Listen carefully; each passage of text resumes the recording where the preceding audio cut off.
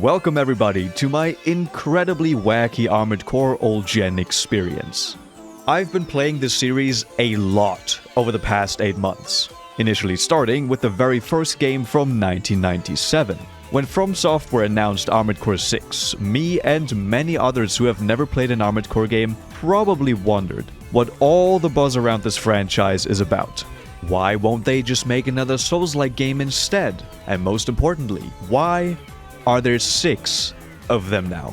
These were some of the first words I spoke in my original video on what it's like getting into the Armored Core games. Since then, I've made numerous videos exploring the series from the very beginning.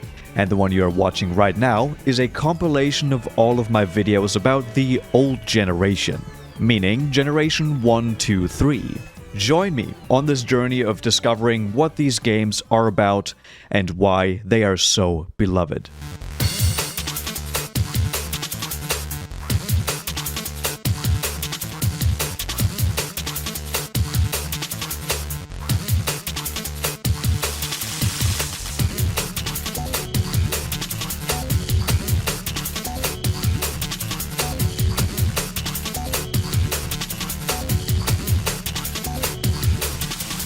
Well, the last thing I said isn't really true. It would be weird if this niche franchise already had 5 previous games, even if the Dark Souls games have only had 3, right? Yeah, well, excluding Fires of Rubicon, there are 15 Armored Core games. 15. That's so many I had to spell it out in the script. The first Armored Core game came out back in 1997 for the original PlayStation, and at that point was FromSoft's second ever franchise after King's Field, a name which should be familiar to most hardcore Souls fans. The early Armored Core games managed to find a core audience within Japan and quickly became the series which FromSoftware was known for back in the day.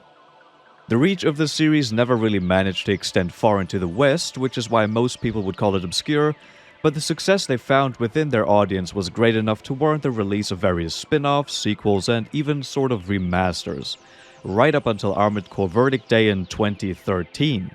Yeah, the last Armored Core game came out a decade ago, 2 years after the release of the first Dark Souls game. After properly learning about this part of my favorite developer's past, and with the new game on the horizon, I just had to find out for myself what this series has to offer and what made it so special for many people. So I booted up my very real PlayStation 1 and bought a very real copy of Armored Core, because the only logical step to tackling this enormous franchise was to start from the very beginning. What? Hey, what's up, homie? Playing this game on stream is really great, because the veterans of this series will come to your aid and answer all of your stupid questions. But on the other hand, it's also embarrassing because they can watch you being absolutely terrible at the game.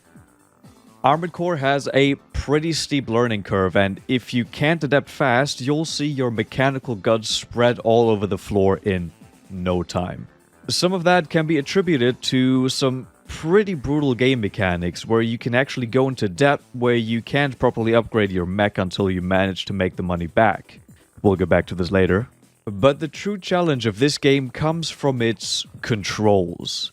Dear God, this shit makes my brain and fingers hurt. How would you design a button layout for a 3D third-person action game? Oh, and by the way, the controller that you have does not have thumbsticks. Good luck. To those who don't know, I will give you a quick rundown of how this shit works. The basic movement of your mech is done by using the D-pad. Holding up will make you go forwards, holding down will make you go backwards, left and right will turn you left and right respectively, and now get this, L1 and R1 will make you strafe left and strafe right. Looking up and down is handled by L2 and R2, and your basic attacks, jump, boost, etc. are done with the face buttons of the controller. Trying to get this way of movement into my lizard brain after using thumbsticks for movement for my whole life was borderline impossible. And to this day, after beating the game, I still haven't really developed any good muscle memory for it. Oh man, I look so forward to playing the other games where I can use the goddamn sticks. Technically, I could have used some tools to remap all of these actions onto a modern day controller, but I wanted to get the most authentic experience I could get from this game, so here we are. Now, let's actually get into the game. What's it like? Well, like I've mentioned before, it's got some pretty brutal game mechanics for new players, mainly the depth system. Basically, most missions you will go on give you a certain monetary reward upon completion. If you fail the mission, however, you get nothing, which in itself makes sense, but what you also have to take into consideration is that your AC, your mech, will most likely need repairs. Taking damage, firing bullets, or maybe even accidentally blowing up something you shouldn't have will result in you having to pay up. Oh, I mean, that's... Okay, now we're doing this. Okay, wait, if they can't fight back, I like fighting people who can't fight back. Do you read me, Raven? Hitting a generator could cause an explosion, so please be careful.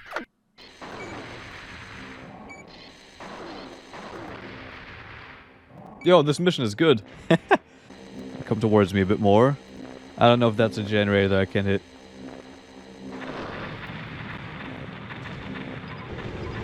AC unit destroyed. Combat halted. All of that will be deducted from your bank account at the end of a mission, which means you will lose money if you failed the mission. In this game's world, you are a Raven, a mercenary who has to look out for himself while making some money. If you can't do that, this hostile world will swallow you whole. Thankfully, I knew about this beforehand, so I was able to avoid the worst, but being bad at the game didn't really make it a cakewalk either. Alright, so we just lost 21k.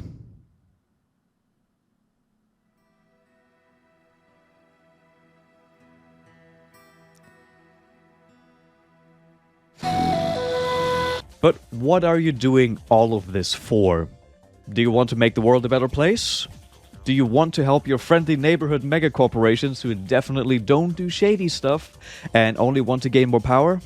What can you actually spend the little money you will be making on? Well, on your AC.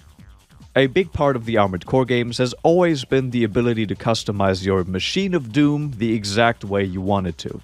Want to have a lightweight AC that can quickly zip around, or maybe an absolute unit that is slow as shit but can take a beating while firing big missiles? Your imagination is the limit. Or rather, the amount of parts the game lets you purchase in the shop, I guess. But my point is, you will be spending a lot of time in between your sorties customizing your mech to ensure you have the highest chance of survival before you head out to the next mission. Even in the first game, the amount of options you have available to you can seem a bit overwhelming at first. But once you get to know the different stats, everything else will sort of fall into place. Or you just have chat help you with building your AC, but anyways... Another really great addition to this whole system is the AC testing facility, which you can use to test out new parts in an environment that doesn't affect your bank balance negatively. No matter how crazy you go in there, you don't have to spend any money on repairs or ammo. And the existence of this testing ground is made even better by the fact that you can buy and sell equipment from the shop without losing any money. So if there's a cool looking pair of legs you would like to try, you can just go for it. If you don't end up liking that part, you can just sell it back for the same amount you bought it for. This design choice really emphasizes the fact that FromSoft wants you to experiment with all their tools they've given you, which is something I personally really appreciate. Alright, now we've went over most of the basic mechanics you'll want to know when getting into this game. So let's actually queue up for some missions.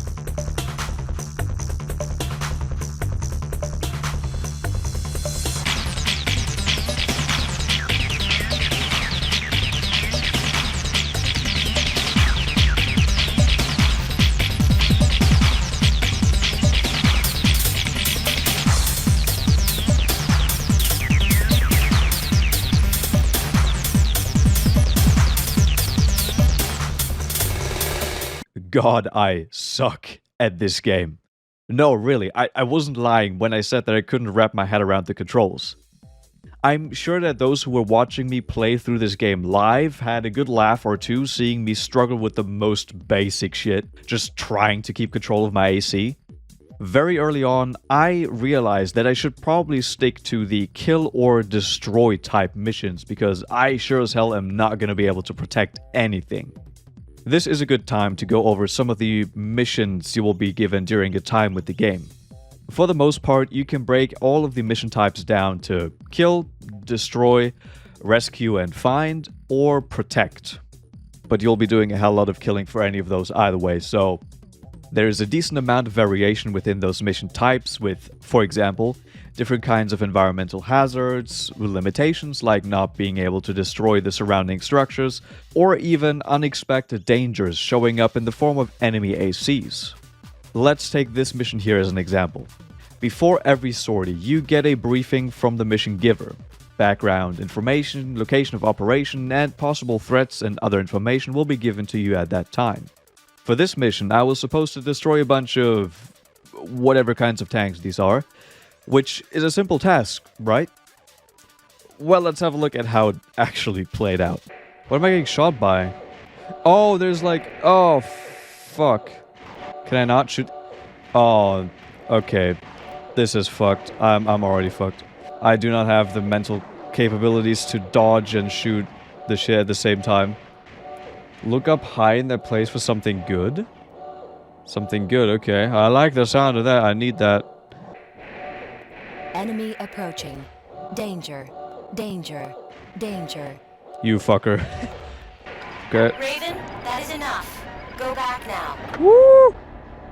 Target achieved. Now, that went pretty damn well if I do say so myself. At this point, I should probably mention that I had to do this and some of the other missions multiple times.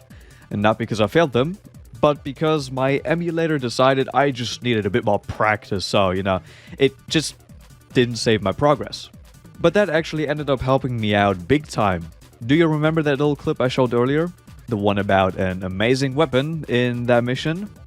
You know, I thought he was doing a little bit of tomfoolery because as soon as I went there, more enemies started to spawn in and rush me down. But when I had to redo that mission, people kept saying the same thing, so I went there again and had a little bit of a closer look this time. Best rifle up there? I mean, I went there and it was just like, I just immediately got like attacked by stuff. The corner, the left corner? Hold up. So like... that left corner? Oh, I see it. MTs identified as guards. Come on. AC weapon obtained.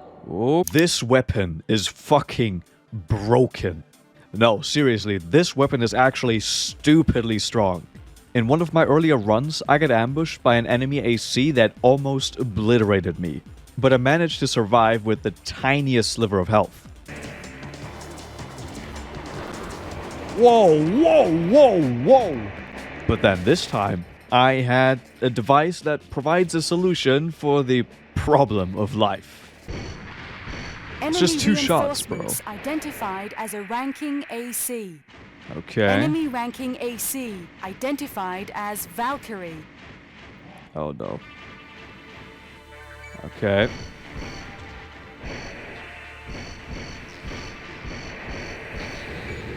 Oh! No way. No way. This weapon is absolutely crazy. What? Acquiring this weapon changed the game for me, because you can comfortably use this thing throughout pretty much the whole game. So I didn't really have to focus on getting new weapons, but I could work on my actual AC. Some people might say that this would be cheating, because I didn't actually find the weapon myself, but to those I say, fuck you. I already have to deal with this goddamn controlling scheme, so I will take anything that I can get. Alright, let's go off topic for a bit. I didn't really know where to put this section, so I'll just throw it in here. One time at the start of a stream, while I was getting my camera set up, I was just sitting on the main menu screen, and after a while this little video demo started playing. I had seen the start of it a couple of times already, but I would always end up skipping it not too long after it had started. But this time, I was so busy with my camera that it ran for longer than usual, and I was greeted with arguably the craziest synth lead on a track that I've ever heard. We might... Oh, Jesus. That's some crunchy video.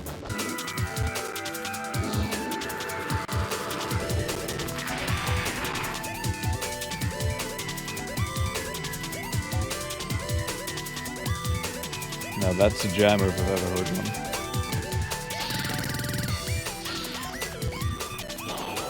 Holy... What is this song? What the fuck? You absolute synth god.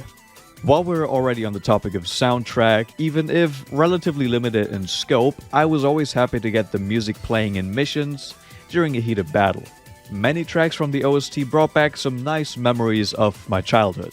I used to listen to a lot of electronic stuff like this, so overall, I was really happy with the whole OST. But let's get back to my actual playthrough. After I had acquired the Kurosawa, the playthrough became a lot more fun because I didn't feel that helpless anymore. My lack of being able to skillfully navigate a mission was offset by the sheer power this weapon brought to the table, and I was loving it. Sometimes when a target was moving really quickly and, was flying through the air, I would still struggle a lot, but slowly becoming better and successfully clearing harder and harder missions was very satisfying. No wonder Fromsoftware was able to create a series of games later on which would become famous for their difficulty and rewarding gameplay. I could really feel that Fromsoftware has always been capable of delivering a challenging but fulfilling gameplay loop in their games. With the Kurosawa being this game's equivalent of the BFG from Doom, at least in terms of damage, I wasn't really bothered to upgrade my weapons for a while, so I was mostly focusing on the core parts of my AC. And like I've mentioned before, chat was there to help me as I didn't really know what I was supposed to be going for. So do you want to make the Annihilator? I've got the parts right here. I mean, yeah, hit me with it. I can at least have a look at it. The red eye had the pointy core, AN 25 arms, and LN 1000 B legs. Okay, let me just have a look at those. I just want to... Vertical is best for airborne targets. Vertical? Oh, the weapon lock. None, standard, none, no. I'm so confused. When I get the AN 20 arms now, they're really good. As long as we have enough weight for them, we could do it. They're light? Okay. Necessary parts. What? Oh, wait, I didn't even... God damn. Yeah, we look beefy as hell now. I thought we had a few mishaps along the way. That purple hurts my eyes. Good. But ultimately, it turned out pretty good in my opinion. And now that I know much more about the game's customization options, when playing the next Armored Core game on stream, I want to get really funky with my build. And I just want to try to have as much fun with it as possible. But staying on the topic of AC building for a little longer, there was actually one more component I really wanted to get my hands on. I had a hunch, even before I started the game, that there would be a certain iconic weapon, which has been present in most of Fromsoftware games. You damn well know what I'm talking about. The Moonlight Greatsword, baby. And sure enough, someone in chat confirmed its existence and also gave me a hint on how to obtain it. And Wait, there's the Moonlight Greatsword in the game? I mean, it's FromSoft, right? And it's... in most of the games, at least. Oh, you gotta do a lot of Chrome missions for the Moonlight. So I got to work, clearing mission after mission for them. And finally, after many hard-fought battles, it was finally time to get my hands on the legendary, illustrious, absolutely magnificent Moonlight Greatsword. Yeah, I fucked it up. There were a few missions during my playthrough that I fucked up. Mostly the ones where I had to deal with a lot of flying enemies and stuff and, where I had to protect something. And failing those ultimately led me to failing my quest to acquiring the sword. Well, anyways, I used my overpowered gun to kill everyone who's had the misfortune of being in the wrong place at the wrong time. The first Armored Core game still has a lot more to offer. Aspects which I haven't talked about, like, for example, the story, or rather the lore, which already bears a lot of resemblance to FromSoft's later projects in terms of how they actually present their storytelling. Or this weird mechanic called Human Plus, which has both big story and gameplay implications. But honestly, I don't know enough about either of those to be able to do them justice in this video. There is also the last story mission, which is a lot of fun, so I will just let you discover that for yourself. I won't spoil it, but oh no. No. My main goal was to give newcomers like myself a little introduction into the franchise and maybe motivate them to try it out for themselves. I had a lot of fun streaming this game and documenting my path to becoming a true Raven. If you would like to watch my playthrough, you can do so right here on the channel in the livestream section. I've recently embarked on the journey of beating as many of the Armored Core games before Fires of Rubicon comes out as I can, and Master of Arena was my second stop along the way. And what a ride this was. After playing the first game in the series, I expected this game to be even scarier because I've heard that this entry is basically the roided up version of the first, and I was kinda right, except that I was the one spreading the fear this time. Come back here. Come back here. If you've watched my video on the first game, you'll know that I was struggling a lot with the controls, the punishing systems, and specifically the last mission. But while playing through Master of Arena, something happened.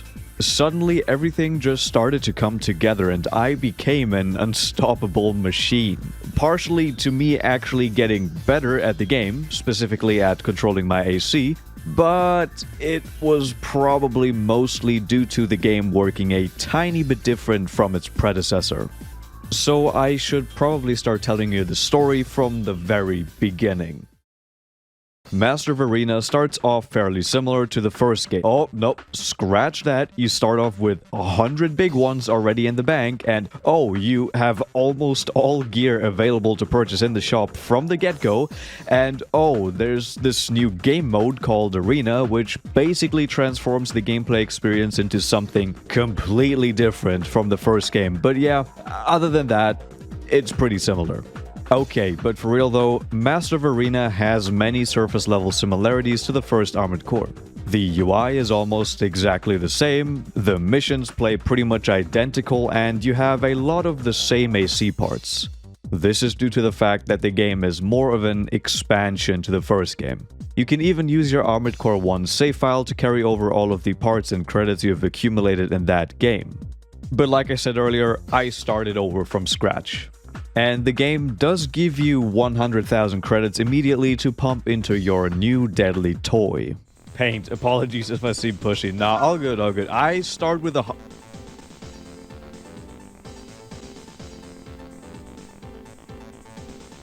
Is that normal? Why do I start with 100k? But anyways, I immediately go for the first mission without really thinking about upgrading my AC at first. After all, this is only the first mission. System engaged. We are monitoring your status. We'll contact you if the need arises. Okay, they're coming in. They're coming in hot. I'm not playing right now. Oh no! A raven! I'm no match for one of them! Don't shoot me! I'm leaving now! What? Another one? Wait, what? Nineball? What's a top-ranked arena Oh, AC no. doing here? Hello. I heard you've been looking for me. Yeah? I don't care who you are. No one can defeat me. Well, that was a curious encounter. Once I get back from the mission, I get a mail from my new contact at the Raven's Nest, Lana Nielsen. We will actually meet her later. She tells us about the new game mode that I have mentioned, called the Arena. But in order to get access to the Arena, a Raven must first find a sponsor to back them, and that opportunity would present itself soon. We also get to know that, this time around, we aren't playing a blank slate of a character. It seems like we actually have motivation to progress in the game, that being our old friend Nineball. Spoiler alert, we don't really like him. So getting a sponsor and gaining access to the arena is crucial as he is the #1 ranked AC, which I could fight eventually after gaining money and fame throughout the lower ranks. Let's not waste any more time, shall we? I had 2 missions left to do, in one of which I got a pretty useful new AC part. I've talked about this before, but I'm all for the chonk. Well, okay, I found the main target, I guess.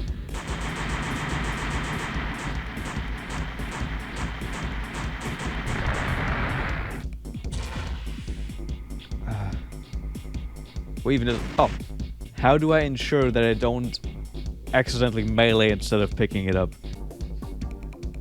Head part acquired. Okay. And for the second mission, I actually had a choice. There were 3 available missions, each one of them from different mission givers, and there's only really one we can choose here. Me and ProgTech are now best friends. Basically, here we just need to destroy all enemies, and if the trucks escape, I think the mission fails. Enemies brought reinforcements. Take them out. Okay. Whoa, what's happening? What's happening? Whoa. Oh, no, it's flying fuckers. Oh, of course. Oh my god, they're way too fast. No, where's it? There's... Target of operation cleared. System switched to normal mode. Now, it was finally time for us to enter the arena. Well, not this one here, but the extra arena, which is on the second disc and essentially works the exact same as the normal arena, but doesn't actually contribute towards your story progression. So let me tell you how the arena works. Keyword: money. The fights you will be taking part in are show matches. This isn't a battle till death, but rather entertainment for those who want to see some big robots bitch slap each other. Which is exactly why you will need a sponsor that will cover all of the costs related to such an event. Meaning, if you shoot your weapon, destroy something, or have your AC blown to pieces, you don't have to spend a penny. And of course, you will be rewarded for winning your matches with a big bag of good old cash. You'll have to face stronger and stronger opponents the higher you climb in the ladder, but you will also be rewarded with more and more money. So what do you think I did once I learned about this new system? Fuck doing missions, they are scary, you can lose your money, it is time to get pimped the fuck out.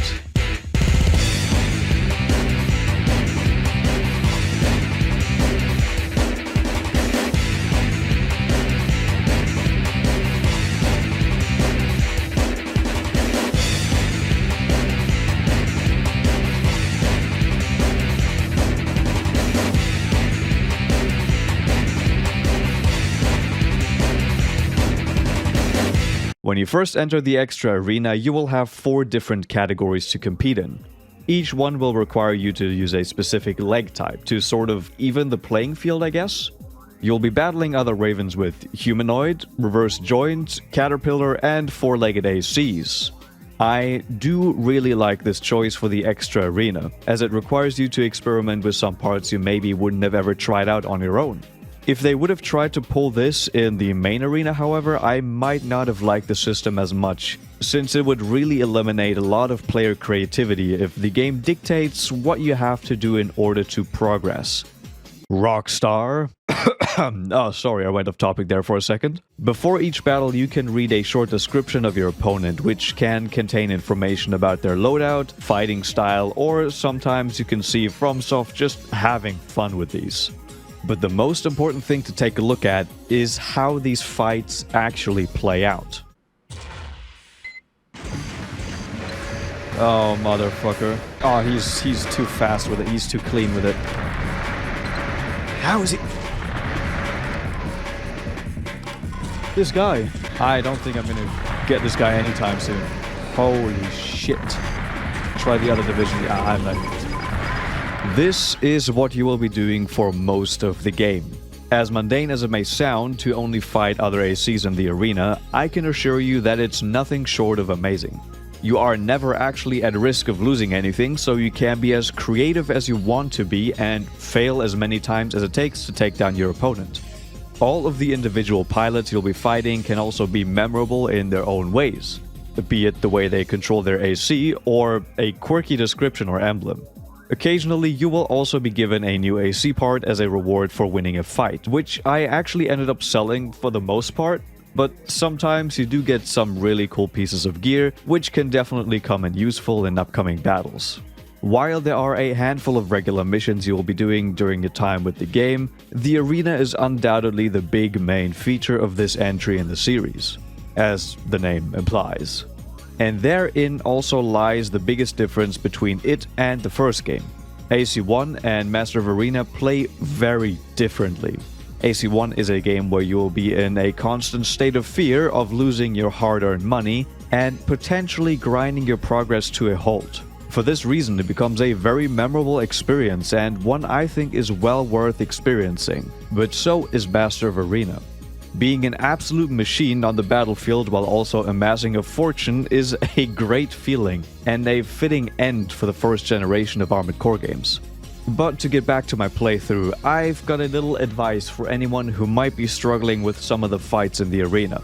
While experimenting with builds and trying out all of the different available arenas, I have figured out the best possible combination to ensure victory over all that dare to oppose you.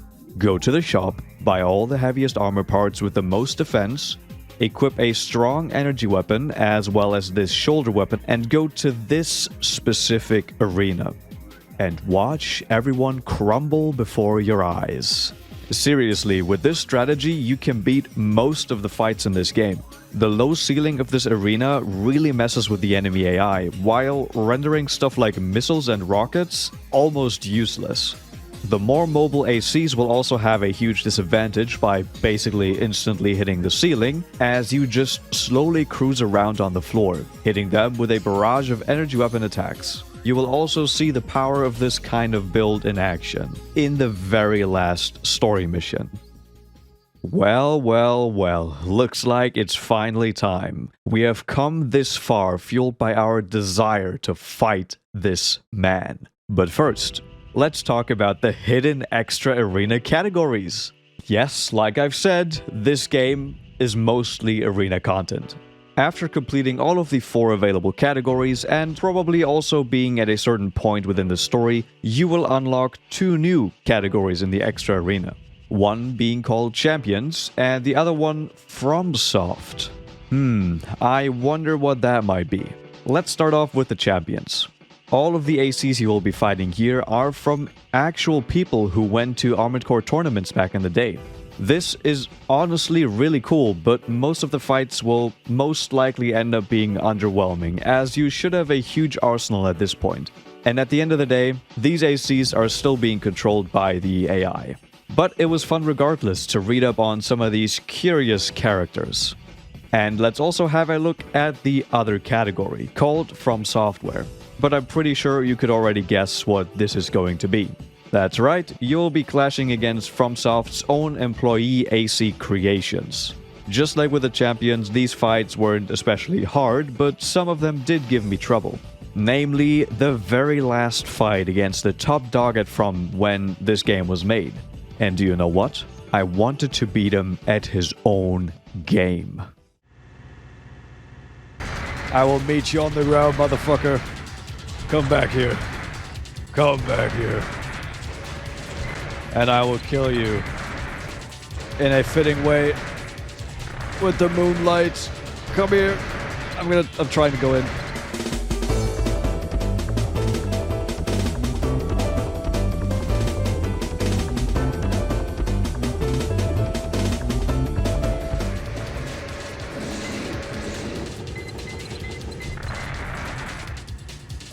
There we go. There we go. Now we are the Chief Director of FromSoft. Hooray, I have good news. I will put out Armored Core 6 tomorrow. With me now officially becoming the president of FromSoft, I could finally go back to what I actually was meant to do. He was still there, waiting, mocking me. I had to finally put an end to this twisted game.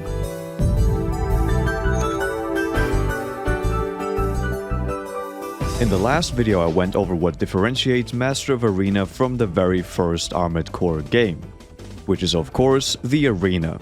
I mentioned in passing that the game does give you fairly similar missions and that there are only a handful of them, but while they play fairly similar, these were definitely way more memorable. So why don't we go over some of these missions and watch the story of Master of Arena unfold together. Let me warn you though, anyone who attempts to face Nineball in battle will surely be destroyed.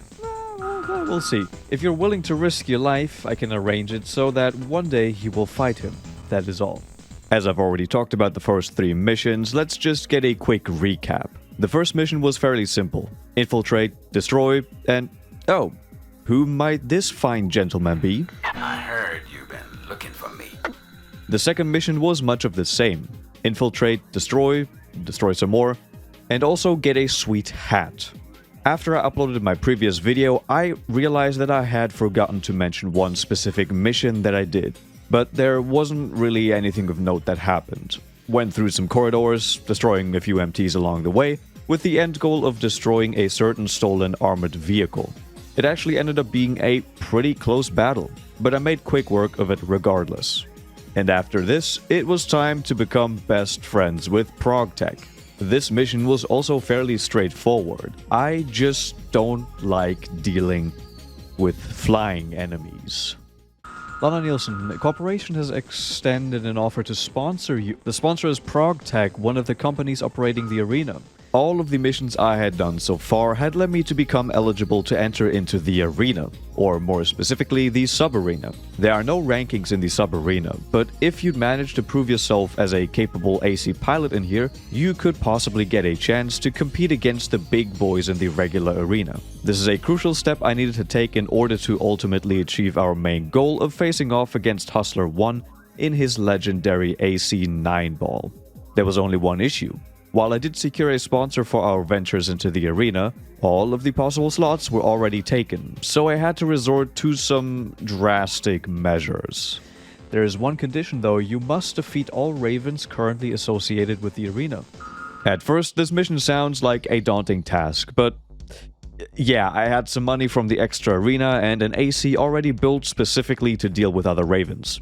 So this mission starts and I am greeted with a little surprise. Instead of only one other raven, I'd be fighting 2. Their names are Ideal and Superb Hunter. But who really cares about their names? We are here to eliminate them. Both are capable of high speeds. Take care of one first before targeting the other. Oh, that's just superb. That's just good. That is just absolutely magnificent. Oh, no, okay, we're good. Never mind. We're good. We are good.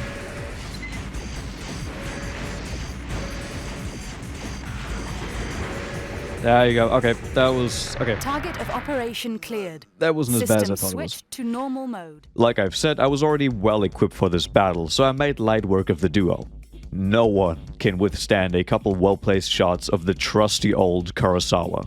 With 2 less combatants in the sub-arena, my journey towards Hustler 1 could finally continue. I have already talked in detail about how these arenas work in the game, so I won't go over it again. So all I'm gonna say is that the sub-arena was pretty easy. I was already geared up from the extra arena, so I just kept destroying one opponent after the other. Among them, there was a guy called Frogman who built his AC in the likeness of a frog, which was actually pretty funny. Even better was that he barely even attacked. He stayed true to his calling and jumped around.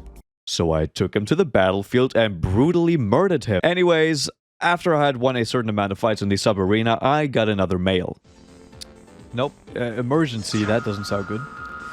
This one was directly from ProgTech, simply titled Emergency.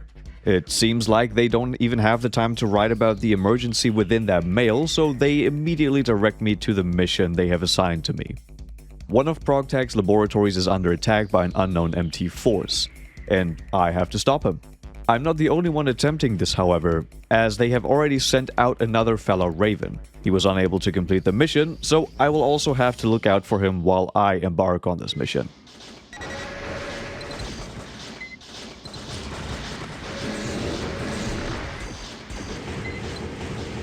Okay. After killing just a few MTs, I managed to rescue our main man Fritz. Thanks. You arrived just on the nick of time. My ammo reserves just ran out. But wait. What's that? Oh. I knew it. It couldn't just be that. Couldn't have just been that. Are we gonna tag team? I don't know about you, but I'm out of here. Oh, nope. He said he's out of here. What? No! At this very moment, my heart broke into thousands of little pieces.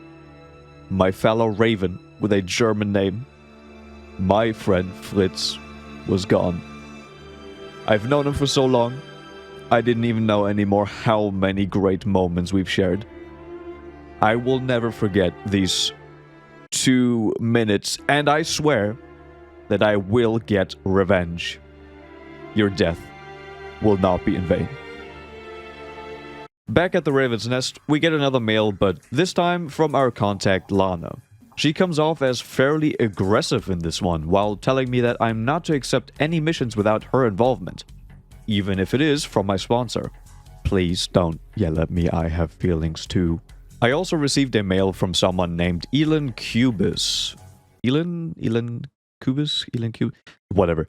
The head of development at ProgTech. He thanks me for my help in the recent missions and goes on to explain that the mysterious MT we encountered must belong to an unknown group, as he is not aware of any organization that possesses the technology to build an amphibious MT. This technology might be something that was rediscovered recently after it was lost in the Great Destruction. The Great Destruction is a central plot point in the Armored Core universe, and I've not mentioned it in my videos because I'm mainly here to talk about my experience with the games while cracking some jokes. But I think that would be fitting here, so let me give you a quick rundown of what happened. Sometime before the happenings of the first game, a cataclysmic event called the Great Destruction occurred. Many details of what had actually happened are lost to time, so we can only speculate, but this destruction had an undeniably horrific impact on Earth and the humans living on it. The only remaining clues we have is that everything happened after an orbital weapon named Justice was built and used at the end of the 30-Year War, which is equally as elusive as the Great Destruction itself. This resulted in humanity being forced to seek refuge underground, and also the establishment of technologies such as armored cores or Human Plus. This is why we have these huge underground cities in these games, while the missions that supposedly take place on the surface of our planet always portray a barren wasteland. Alright, enough of that. We are now back to missions directly sourced from Lana. So she hopefully doesn't scream at me again. Please, I'm begging you, I'm not into that shit. For my next mission, I was supposed to blow something up. Yep, these are starting to get really unpredictable now, huh? I am supposed to destroy this cannon, which is supposedly from an era before the Great Destruction, and it's currently in the process of being rebuilt. Oh, and I'm on a timer, by the way. Bomb planted. Okay. Whoa, okay, this is crazy. Oh, yeah, okay. Next target. Please, please, please move. Okay. But this mission also has a twist. After placing all the explosives, we get another enemy AC visit, and, well, the game is very good, so I can recommend it. You're pretty strong, but this is where it ends. Oh, shit. Where's he at? Okay, I got him. Oh, that was close. What did you expect? Back at the Raven's Nest, I receive another request from ProgTech, which is actually also directly being given to me by Lana again. She also mentions that my skill has vastly improved and it would be only a matter of time until I would receive an invitation to the Big Boy Arena, which would mean that our goal of getting revenge on Hustler 1 is fairly close at this point. But first, we gotta recover some secret material from an abandoned mine. This mission actually had some pretty interesting terrain. I kept descending deeper and deeper into the mine through these long vertical shafts. At the end of this gauntlet was an opening to a large cave in which the secret material is supposedly stored. So this looks intense. Oh, this is the cave. AC verified as the Wolf, ranked 14th in the arena. Okay, here we go again.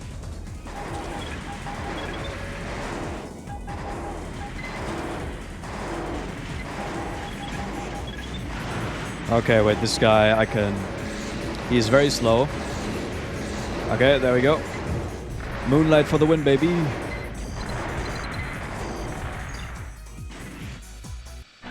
And we got it. Container. Retrieve it. Target of operation cleared. Congratulations, your registration is complete, and you're hereby certified as a contender in the arena. Usually a potential candidate must wait until a contender leaves the arena, but an opening was available just in time for your registration. There it was. The ticket that would lead me straight to Hustler 1 and his infamous AC Nineball. Again, I won't go over the fights in the arena because I have already covered most things in regards to that in the last video. But throughout my journey to the top of the leaderboard, other missions still needed my attention. The first of these missions actually had a big surprise waiting for me at the end, which was most likely supposed to be a very threatening and intense encounter, but, well... Enemy unit detected near gate 4. Destroy it immediately. So if this is 2... Why are you here?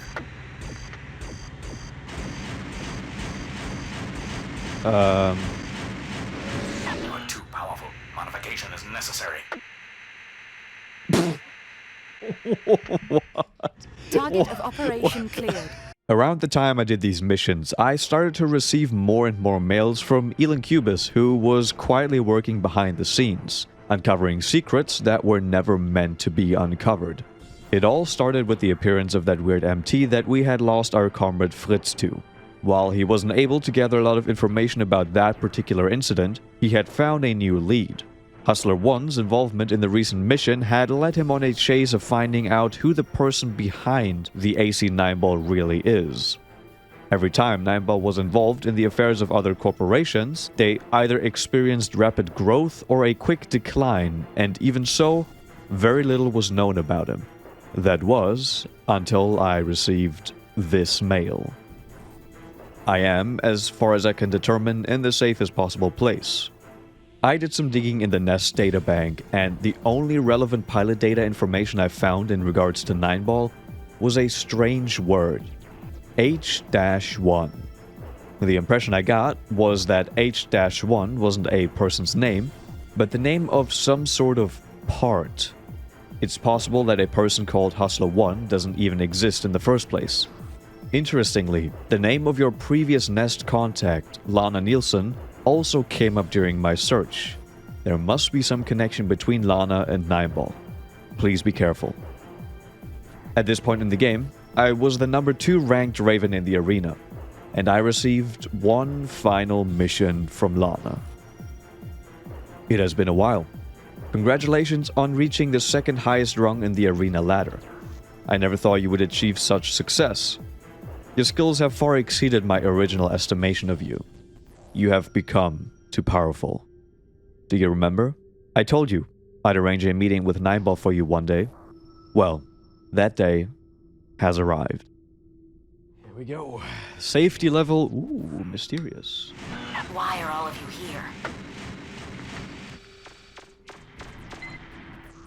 Why do you insist on interfering? Oh no, there he is already. Okay, hello.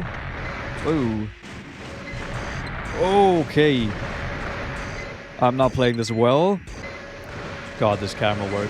I'm sorry, on stream it's probably gonna be...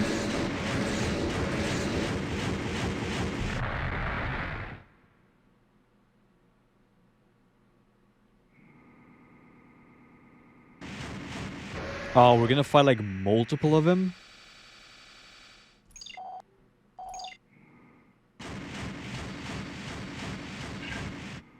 What's this arena? The corporation. Oh. The Raven's Nest. All of these were formed by me. They're the same person. The sole purpose of Some recreating AI. the world and humankind with it. Hustler 1 is coming for you, all of them. Yep. Jesus. Man, I don't... this is gonna... Oh, no. Okay. Oh, it's like... Too much power. Those will only bring chaos. Shit. They are simply not part of the program.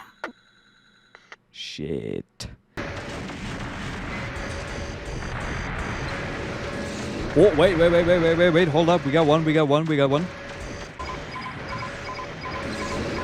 No!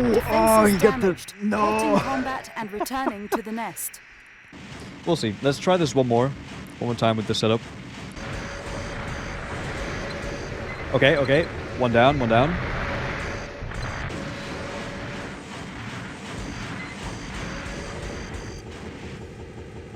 I was created to protect mankind and this world. I intend to fulfill this task. Time to go home, boys. GG. Okay, it sounds like I'm done, but... Or I'll leave you troll... Modifying program, final level.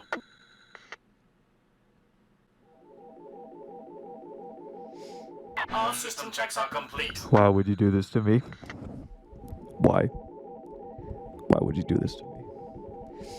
Why would you do this to me? Combat mode is now engaged. God damn, motherfucker looks like a transformer. Why? Oh, with the color scheme that remind me of Transformers for some reason.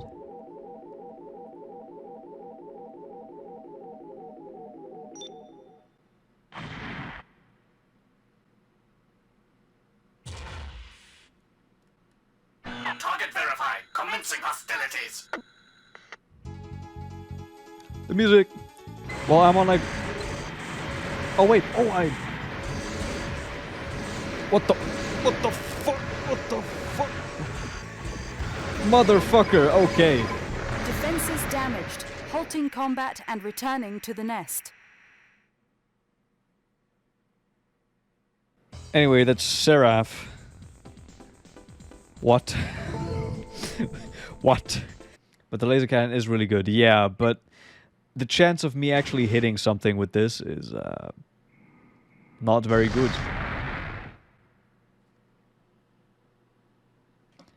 Okay, just spam. Okay, nope, we're dead.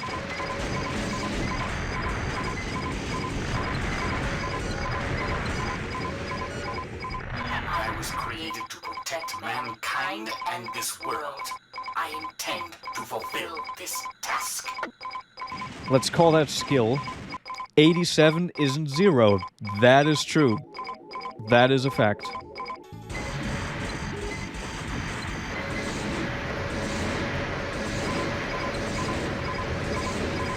Defenses damaged. Halting combat and returning to the nest. I do like stun locks. If I can even survive this.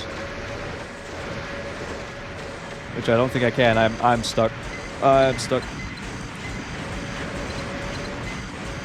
Yep. I'm dead.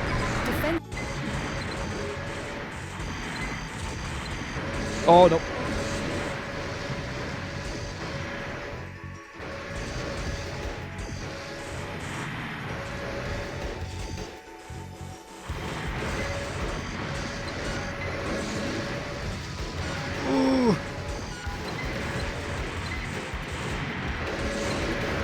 Oh no, no, run, I can't run, no.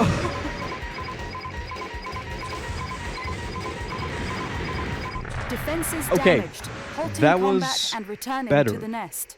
That was better. Oh, I didn't mean to jump. Oh, I don't mean to jump. I want to move.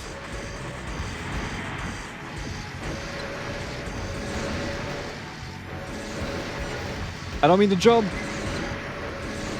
No. Yeah, that's it. I mean, we might as well try all of our options while we're here. You guys want to move around the battlefield? Nah. We're not moving. We're chugging. We're slowly chugging along the floor.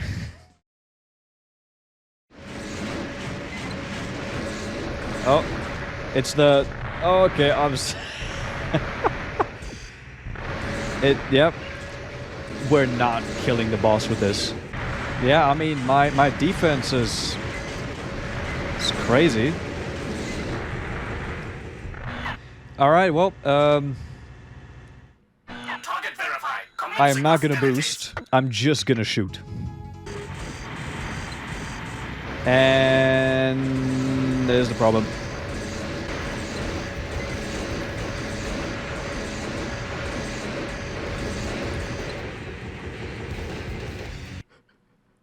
No fucking way. That is... oh my god. Jesus.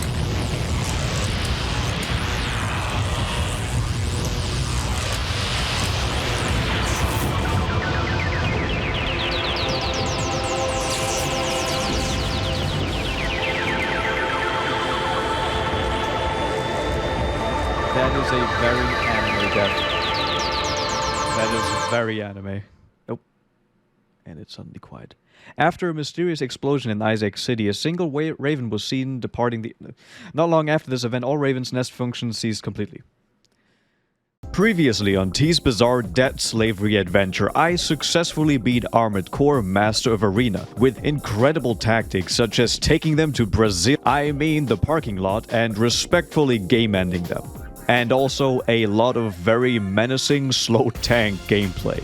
The next game on my list was Armored Core 2, the very first game in the series for the PS2. And as such, various graphical and gameplay improvements are present this time around. Even the AI received some massive improvements, so it was able to really make my life hard in the arena. Okay, why?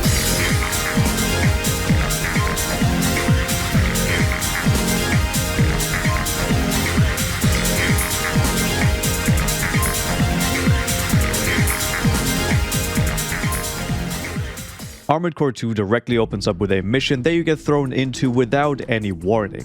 Here we learn about a couple of key changes in terms of setting and story over the first generation of games. Instead of Earth, this game takes place on Mars, and this first mission is basically a test to see if you've got what it takes to become a Raven.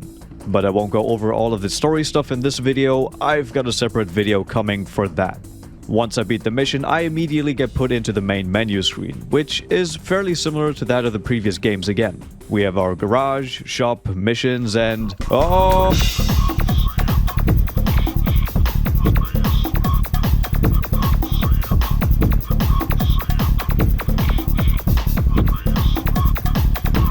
Well, you already know what we're gonna do for this video. Armored Core 2 retains the Arena, a game mode which was added back in Project Phantasma, and I personally was able to fall in love with it in Master of Arena. Looking at the arena in this game, we have over 50 combatants to go through. Well, we better get started. As per usual, the standard AC you start off with isn't really all that great. But the first couple of fights are pretty easy, as they are just as bad as you are at piloting their ACs, and the AI is from a game that is more than 2 decades old. But it still doesn't change the fact that the fights against other Ravens is one of the most enjoyable aspects of these games, so I started to happily make my way through the arena. A token low rank AC. Interesting. Might as well try if we can beat him with the starting gear.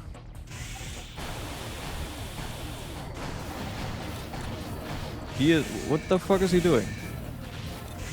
So he's trying to just beat him, but he really is not him. He's not that guy. He is not that guy. I don't really need to maneuver much here. Jesus.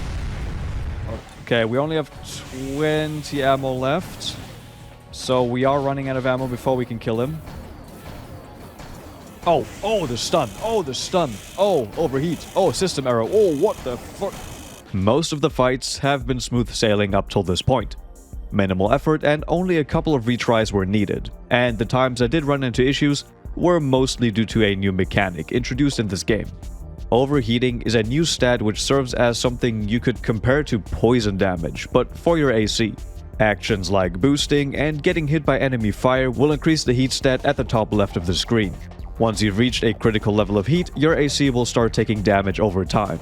And in order to mitigate this issue, your machine can now be outfitted with a radiator, which was first introduced in this game, and will be present until the last game in the 3rd generation.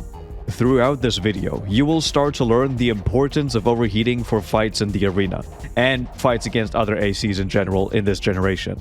As I was climbing the ranked ladder, I started to accumulate a bit of money to switch out some of the starting equipment. I didn't earn nearly enough to go through some major changes to my AC, but it was enough to at least get some better weapons, because the starting gear in this game is truly horrendous.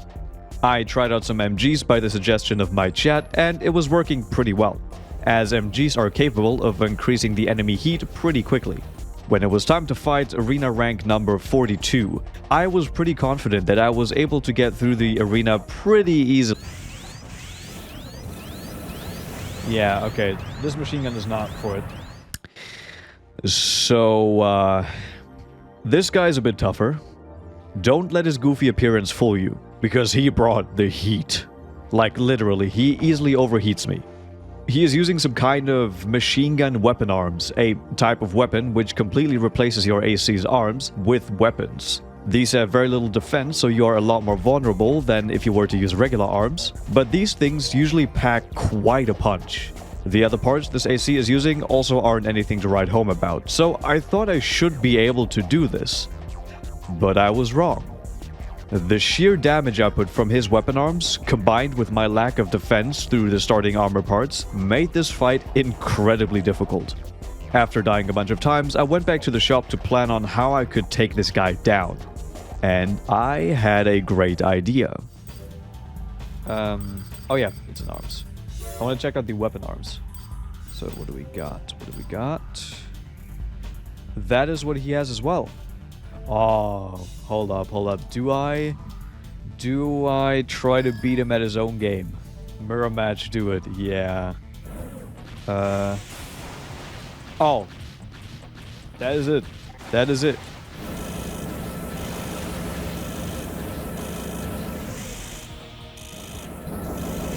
Oh no, it was going so well. What is this? What is this? What is this technique? It's called dancing and it throws off FCS. Once I had found this amazing piece of equipment, I just blasted through most of the fights in the arena. The high damage output of the arms, combined with their potential for overheating your opponent, just absolutely shredded any AC that stepped before me. And this is what I did for like the first 3 streams on this game. I started doing some missions in between at some point because I was making a lot of money from the arena, which basically enabled me to get really strong early on. But talking about the missions of this game will have to wait until the next video. After I basically cut the arena contestants in half with these weapon arms, I did run into another wall. The ACs in the upper half of the leaderboard were a lot more powerful, and I was starting to struggle again. So, when I was in the top 20, I thought it might be the time to go and revise my build, or rather, my main way of damage again. So I started to look through the weapon list and nothing really clicked with me at first. But then I found it. While looking at the weapon arms again, one specific piece of gear really stuck out to me. I might have a look. I think I'm gonna... Maybe there are some better weapon arms. Some of these look intense. So this has crazy attack power, but very limited ammo. I kind of want to try this, but this costs some... Okay, I'm going to try this. I'm going to sell my current weapon arms, and I'm going to try these. We look absolutely stupid. Before we get into the remaining fights, if you've got any trouble with the arena in this game, trust me, use these. That did not hit. Okay. Ooh, okay, and that immediately... Ooh, okay, hold on. Oh, damn. Okay, wait, hold on. This is...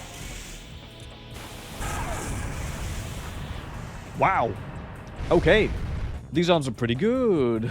I somehow managed to find 2 weapons which basically carried me throughout the whole arena. These new cannon arms have very little ammo, so I need to hit my shots.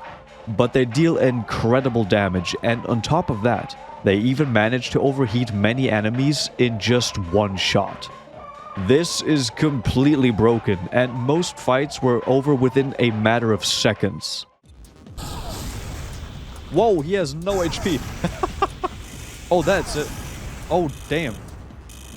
So I made my way higher and higher up the arena rankings. And after a short while, I was standing before the top 3 ranked Ravens. And to be fair, these guys were no pushover. I did have to retry their fights a couple of times. Sometimes I would run out of ammo from not hitting my shots, and other times I would just play bad and get demolished by them. But I stuck to my current loadout and started beating them one by one, until I was finally at the very peak. Ares, the last fight in the arena, stood before me. He'd been sending me mails periodically as I was a promising new Raven to the arena. He was bored at the top. No one was able to challenge him. But this was about to change. Hey buddy, you have some crazy missiles. I might need some missile defense, eh? How's my arm unit not hitting? Okay. Oh, Jesus.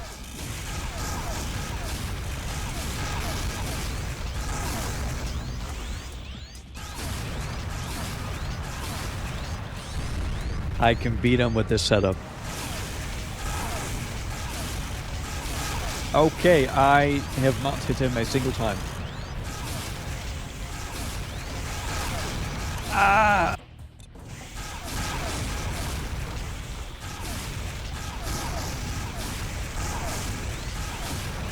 Oh, that would have been, I think one more hit and that would have been it.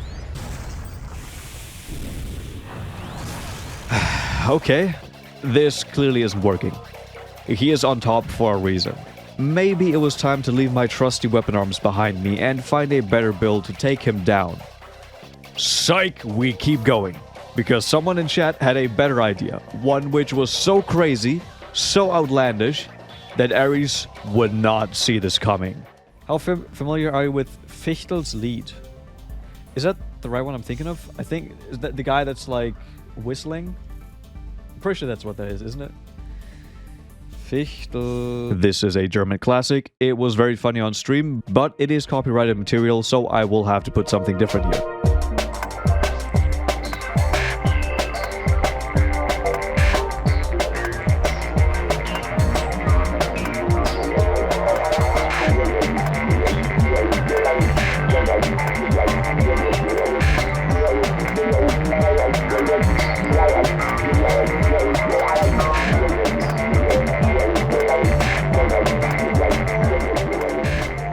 With Ares taken down, it was I who stood above them all, basking in the glory of overwhelming victory. It is finally time to have a look at my experience with the game's actual missions and its story. While Armored Core 2 is the very first game of a completely new generation, the story does take place in the same universe as the first generation, about 67 years after the happenings of Master of Arena. This time around, however, we leave the setting of Earth's large subterranean cities and the vast desolate wastelands on the surface behind us. Welcome to Mars. Here you'll perform various missions as a Raven registered with the Nerves Concord. We look forward to working with you. Under the terraforming project, the Martian environment is beginning to approximate that of Earth's. And as Martian society matures, conflicts over control are becoming fierce. The planet is therefore in a state of constant turmoil. For a Raven, it is an ideal setting. The amount of work available to you is limited only by your abilities. From this very first mail we receive after completing our initial test to become a Raven, we learn all the necessary information we need to understand exactly what is going on in this game. Just as with the previous titles, we are thrust into a world controlled by megacorporations, where money and power reign supreme. Which sounds exactly like the kind of place a Raven like us would want to be in. But even a Raven might need some assistance from behind the scenes.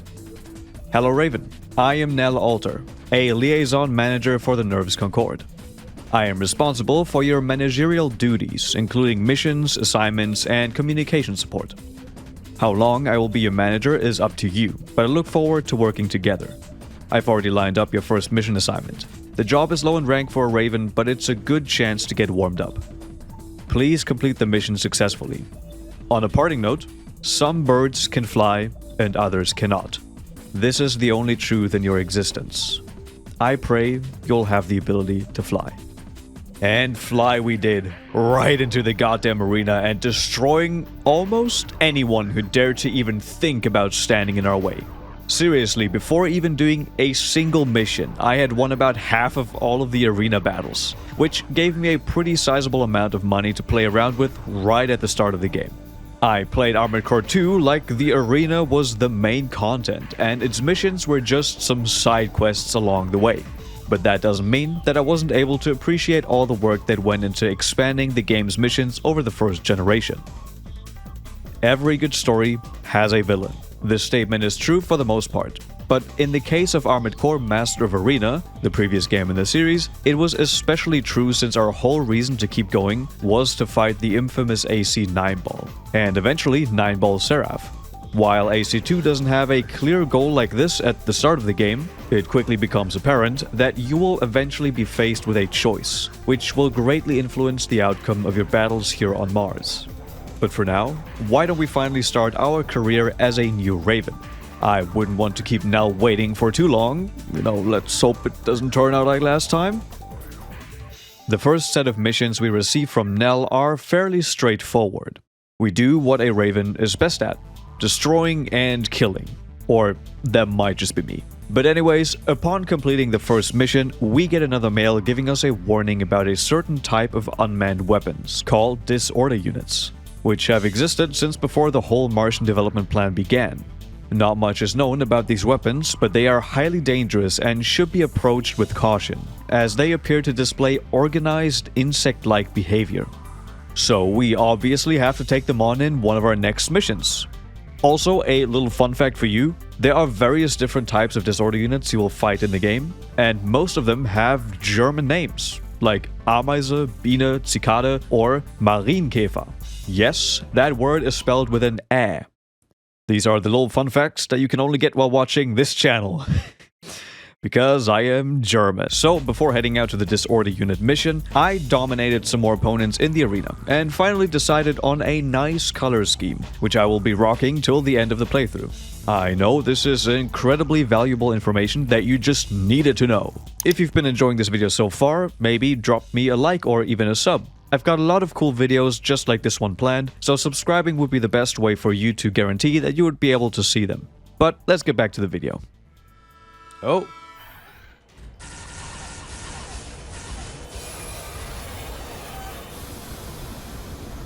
Damn. Okay. Yeah, I don't think that I'm gonna have...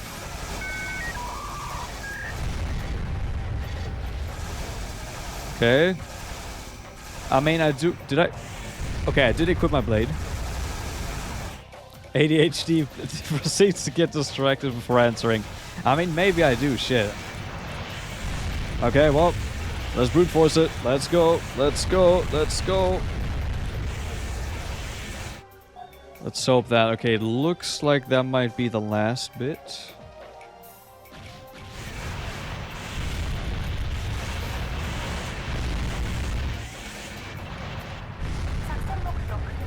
Okay, works. Not too long after this mission, I had another run-in with a different type of disorder unit. And at this point, it became pretty clear that these things would play a major role throughout the game. Don't forget the boost. Yep, that's why I almost forgot it. Oh, hello.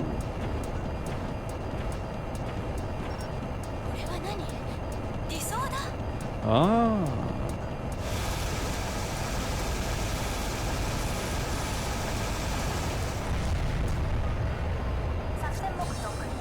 Goodbye.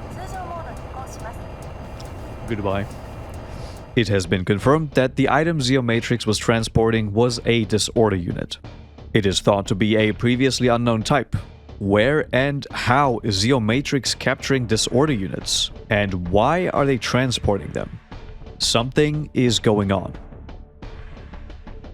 Zeomatrix is the most powerful corporation on Mars, thanks to them leading the charge on the Martian terraforming plans. They have control over most of Mars's resources and have obtained a fearsome array of military might to defend their position at the top. This military might has been obtained partially due to them discovering and studying the disorder units, remnants of an ancient Martian civilization, during the terraforming process. While Amarod and Belina, Zeomatrix's two main competitors, are nowhere near to being a serious threat to their reign, a fourth faction from the Earth's government, the Large Scale Enterprises and Central Committee, or LCC for short, is making a strong push into obtaining power on Mars. Unfortunately for them, being a late arrival to the Red Planet has only resulted in the LCC being massively behind on resources. So instead, they employ the Frighteners, an Earth government-sponsored mercenary group which is mostly made up of ex-Ravens from Earth, led by a previous Ninebreaker called Leos Klein. Just as a reminder, a Ninebreaker is someone who has proven themselves in the arena and has claimed a spot at the very top, which means that they are an incredibly skilled AC pilot. So with the help of this group, LCC did eventually manage to establish itself as the governing body on Mars, trying to regulate the other corporations and suppress them to eventually gain total control. As we, the players, start to get invested into the politics on Mars through the missions we've taken upon ourselves, none of this is known to us. The only thing that we know is that we have to make money to survive. This is the only truth in our existence.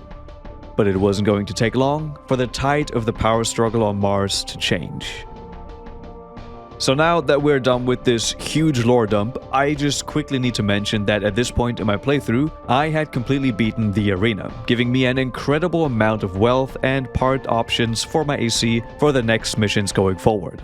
Yes, up till this point I've only done a handful of missions, and I was already on to my 5th stream of the game. For this reason, I will not talk about every single mission I did, but rather give you a general summary of what happened and finally, how my story concluded. First of all, it is time to collect some very important AC parts. Yes, yes, yes, yes. Oh, don't worry guys, I got the moonlight, it's all good. Your death will not be in vain. Oh, okay, I can't go too far. Okay. Whoa, whoa, whoa, whoa. Oh, I see it, I see it, I see it, I see it. I spy with my little eye. Oof, okay. After obtaining these two legendary weapons, it was time to partake in a few more missions, before we would finally find out about Leos Klein's grand plan.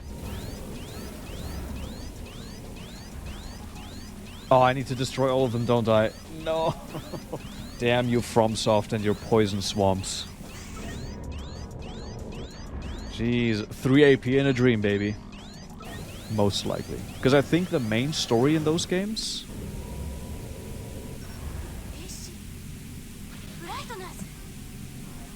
no way! Can we destroy the ship? Are we supposed to destroy this? This is very sketchy. That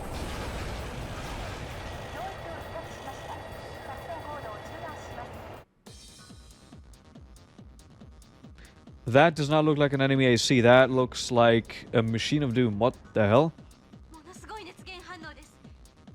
It's extremely hot.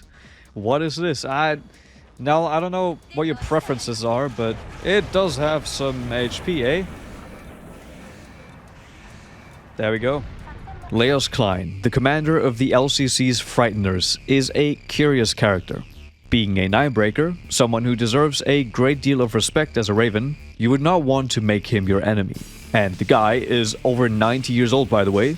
Those futuristic cybernetic enhancements do go crazy. At some point, we receive a mission to protect an Earth government VIP from the LCC, as someone is said to have planned an assassination of said VIP. And I bet you wouldn't guess who it is.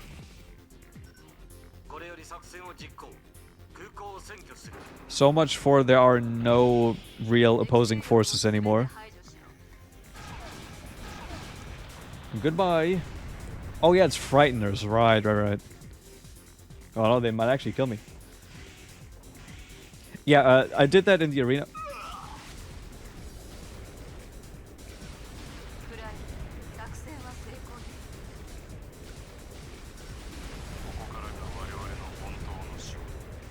Klein! Damn you, Klein. The betrayal of Leos Klein leaves Mars in total anarchy. With the downfall of the LCC, the other corporations should in theory be able to take their place. Klein, however, has a different plan in mind. At some point along the way, Klein has found a way to control the disorder units, and is now using them to attack all the remaining opposition he has left. He asks all the Ravens on Mars to join his revolt and threatens to eliminate those who dare to interfere with his cause. With me being one of the few who won't just let him do whatever he pleases. Klein is asking all Ravens to join his revolt. Those that have responded gather in various locations across Mars. The Special Forces are about to become the most powerful force on the planet. If Klein's goal was to control Mars, perhaps all he's done up until now was in preparation. By that I mean entering the government service and creating the fiercest fighting force ever. Shit. Okay, this guy deals some damage. Okay.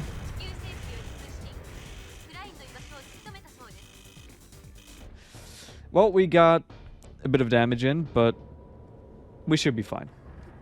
Surely Leos Klein can't be that strong, right? This arena is incredibly annoying. This doesn't work. I mean, it's still going. And also, as we can see, this is not a normal human again. Of course this thing was unmanned. Always gotta have the good old "we got the villain, oh wait, never mind" moment. Thanks to Nell, we learned that Klein is apparently on his way to Phobos, one of Mars's moons. They discovered ancient ruins on the surface of the moon, which are believed to be a part of the Martian control system. But no one has been able to properly explore them, as they are crawling with disorder units. But if anyone's got the firepower to carve a way through those ruins, it would have to be Klein. So we track him down once again to prevent him from reaching his destination. Now, is this the actual Klein? Hello? Good day, sir. Are you the regular Oh, he's got the Kurosawa as well. Oh, he's gonna deal damage. Oh, no. It's my intention that you do not interfere with my plans. Yeah, that makes sense.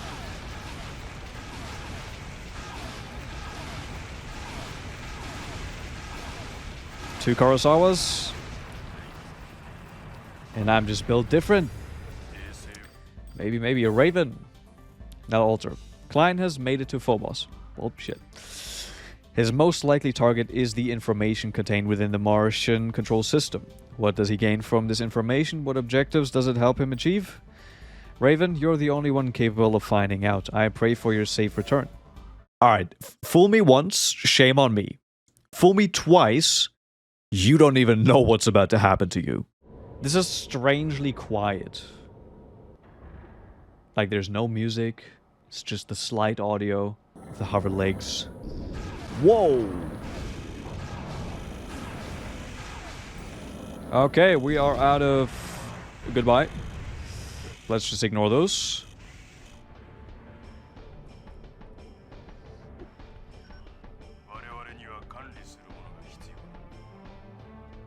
God damn!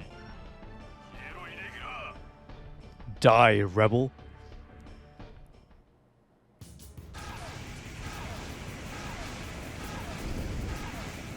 Okay. Oh, this is cool. What the hell?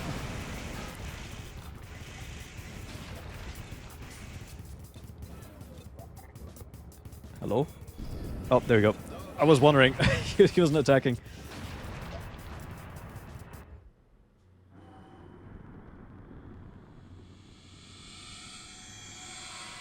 Okay. Whoa. Yep, we got... Whoa, buddy.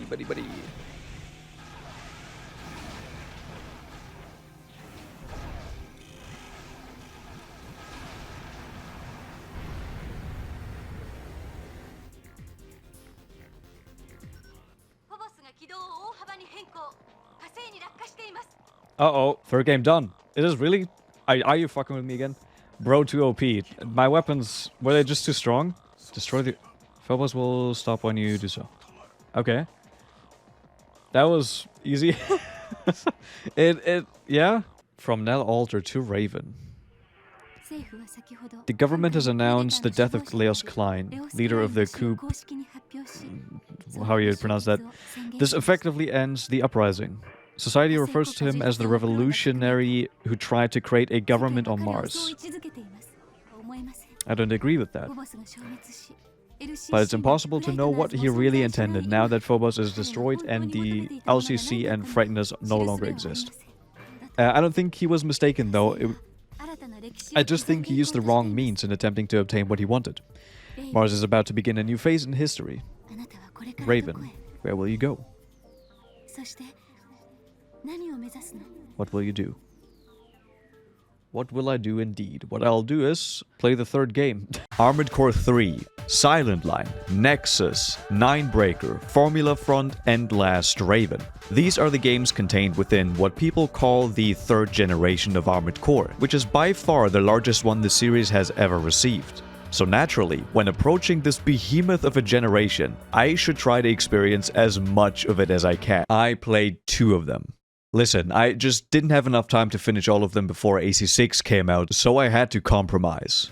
I played the very first game, AC3, and the last game, Last Raven, before moving on to Generation 4. And I was really surprised, because these games actually didn't quite turn out to be how I expected them to be.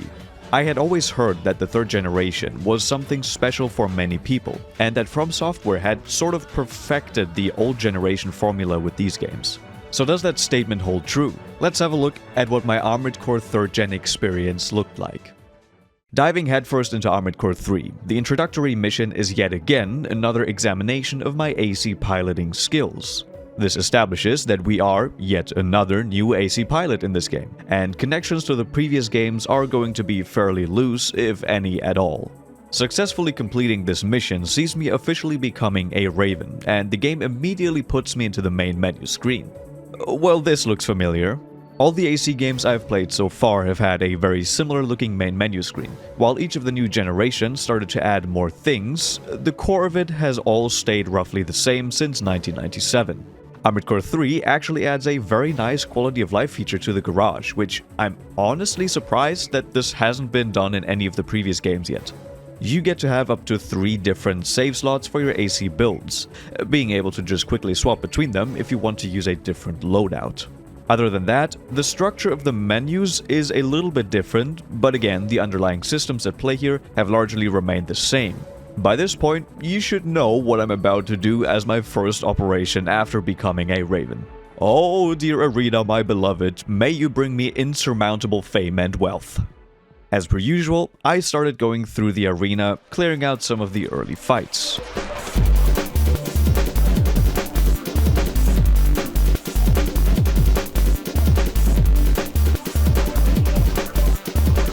Never mind, I thought he was gonna...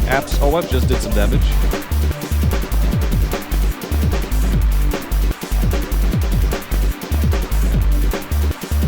Okay, this arena is not very easy to navigate, and he's very, very fast.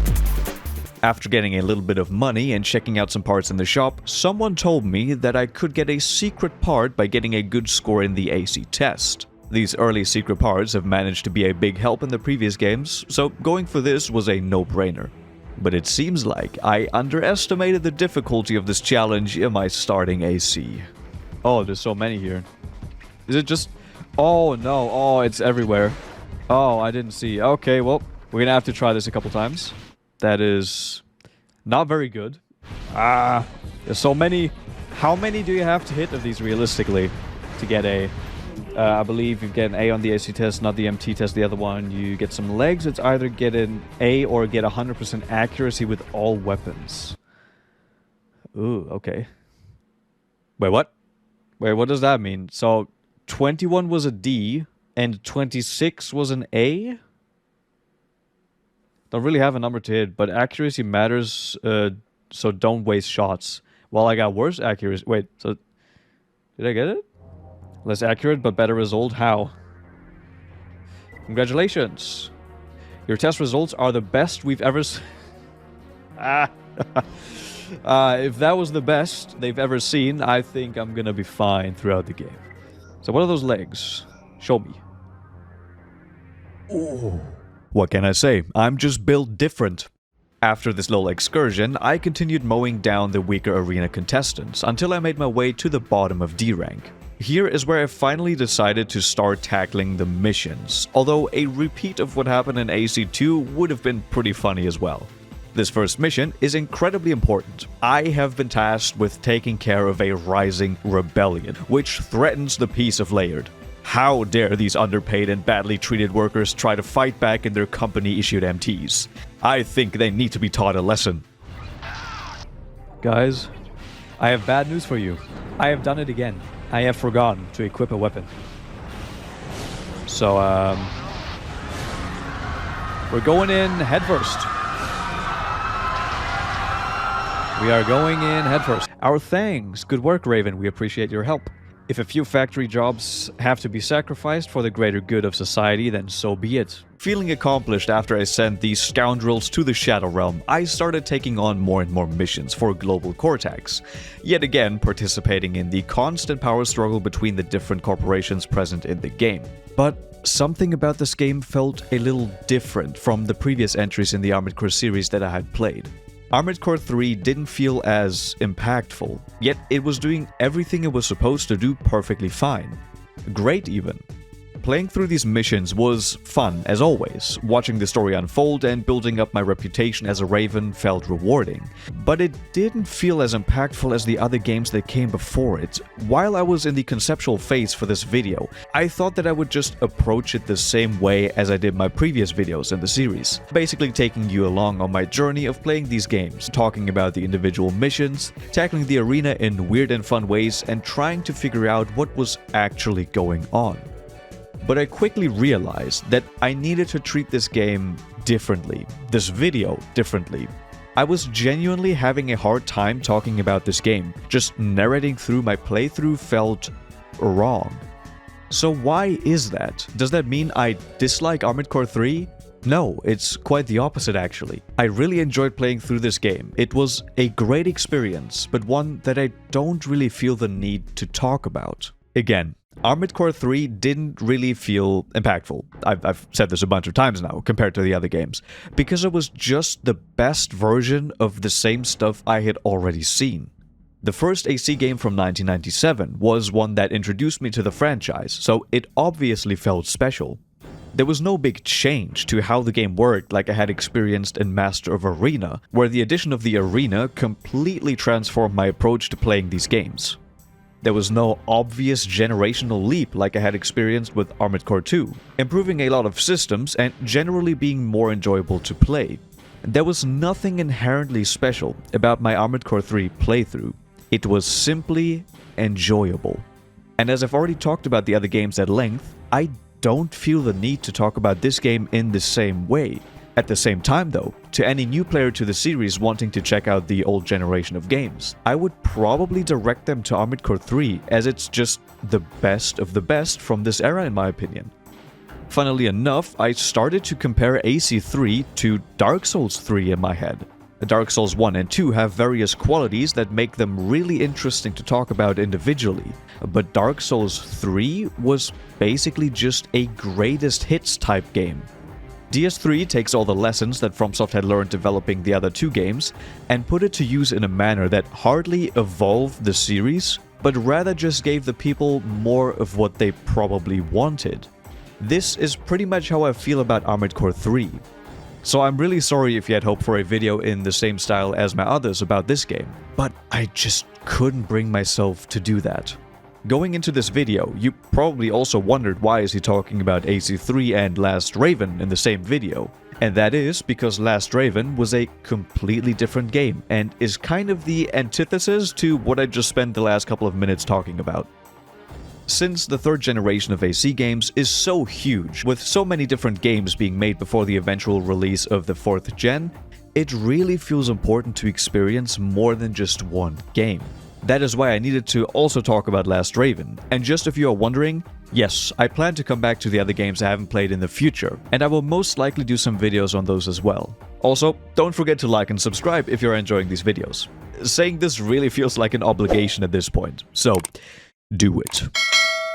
Now Vertex has issued a declaration. No voice acting, interesting. Their final attack launches in 24 hours. Is this game taking place in, like, within a 24-hour time span? Last Raven starts off like most other AC games. Nope. No, it really doesn't. Out of all of the Armored Core games I had played up till this point, Last Raven was definitely the most unique one. And I mean this in a good way. The setup of the story and the delivery of information as to what is actually happening in the game world, new types of parts for your AC, the way the arena works, and so much more has been changed.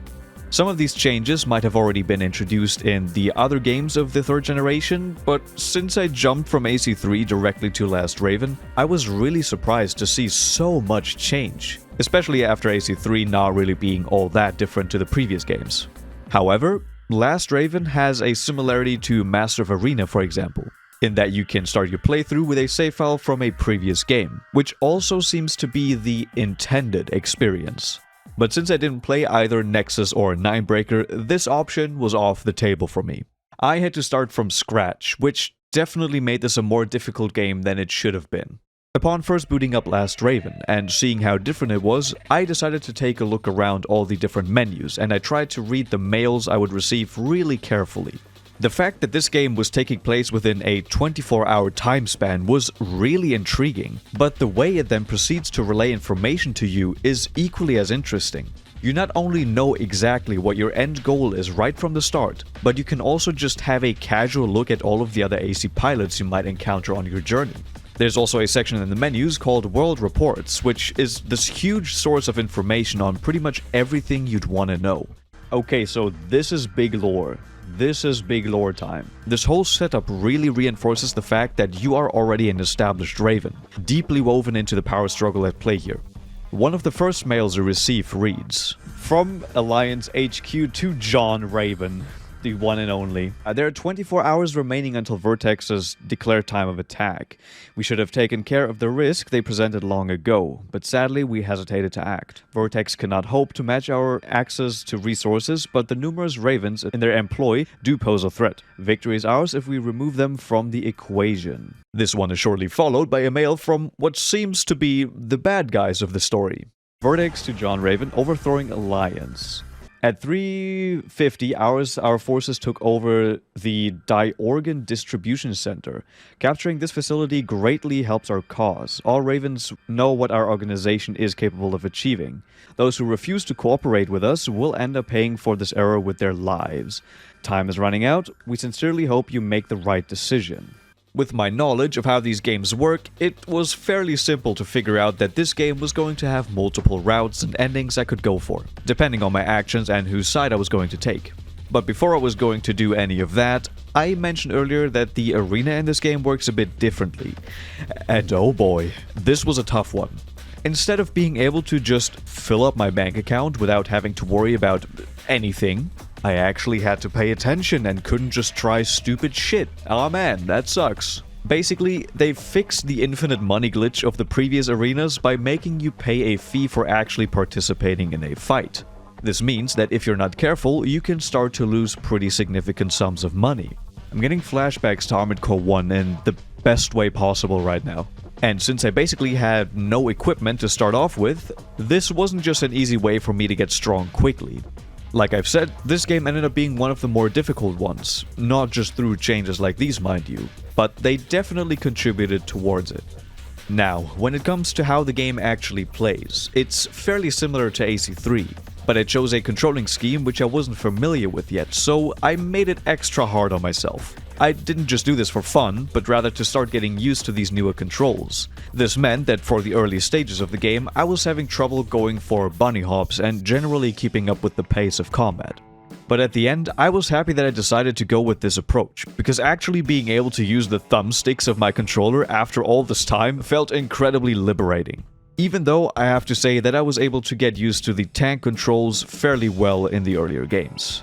Moving on to the game's missions, I, yet again, don't have much to say about them.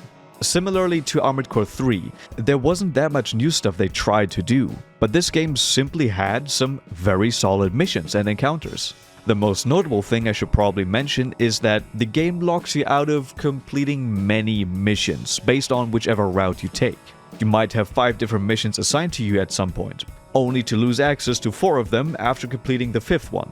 Last Raven is a game that is truly meant to be played through multiple times, as it can also be a fairly short game if you actually know what you're doing. I have promised that I would come back to this one in the future to see some more of the endings and experience more of this interesting entry in the series, and I still plan on doing so eventually. But this is as far as I'm willing to talk about this game. What a journey this has been. This video officially concludes my series on my experiences with the so-called old gen of Armored Core.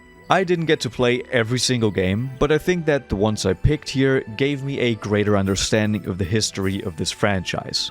I really hope that you enjoyed this journey as much as I did.